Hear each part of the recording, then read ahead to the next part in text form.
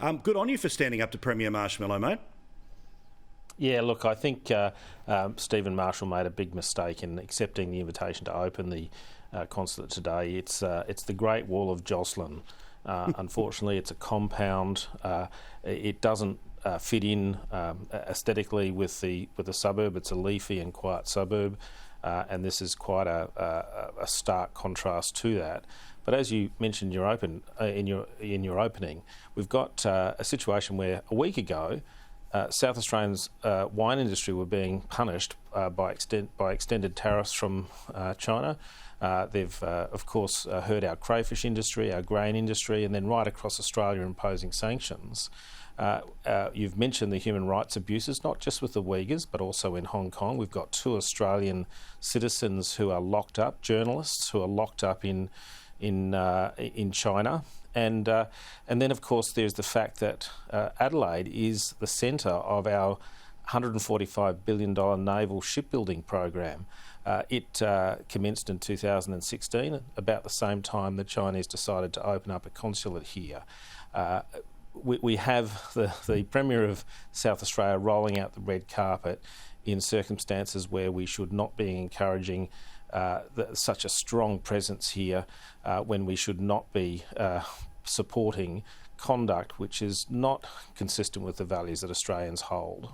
So why did he make the choice? It seems so obvious when China is the cause of so much trouble, is the reason why the pandemic was able to flourish around the world, is the reason why the industries that you just talked about are being affected, and is the very reason why our defence capabilities are being built up by the day. So why do you think he went?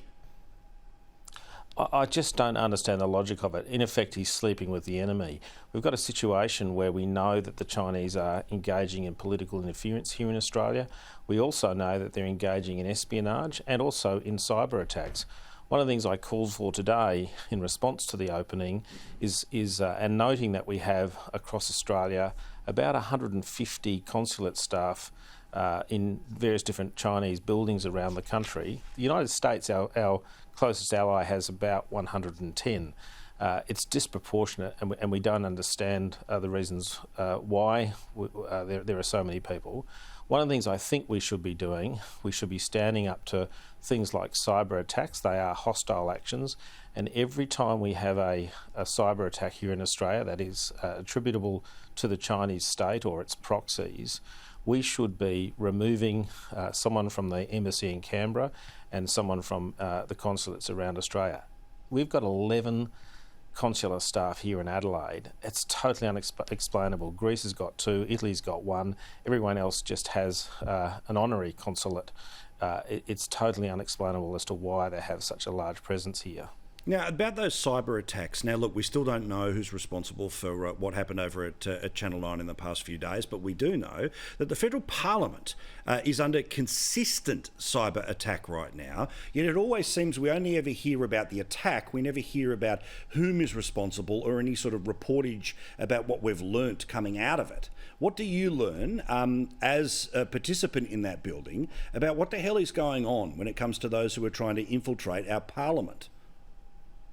Well, all I know is I can't get access to my emails or indeed my calendar on remote devices, which is an inconvenience in the context of a senator travels around all of the time, is always out of the building. But we know that, for example, the ANU were attacked by the Chinese state. That was announced. What we need to do is, like other countries, start naming state actors when they do engage in these attacks. Paul, they are hostile attacks. They are not proper, and we should be calling them out and responding to them, not sitting silently. Other countries call it out, we should too. Good on you, Rex.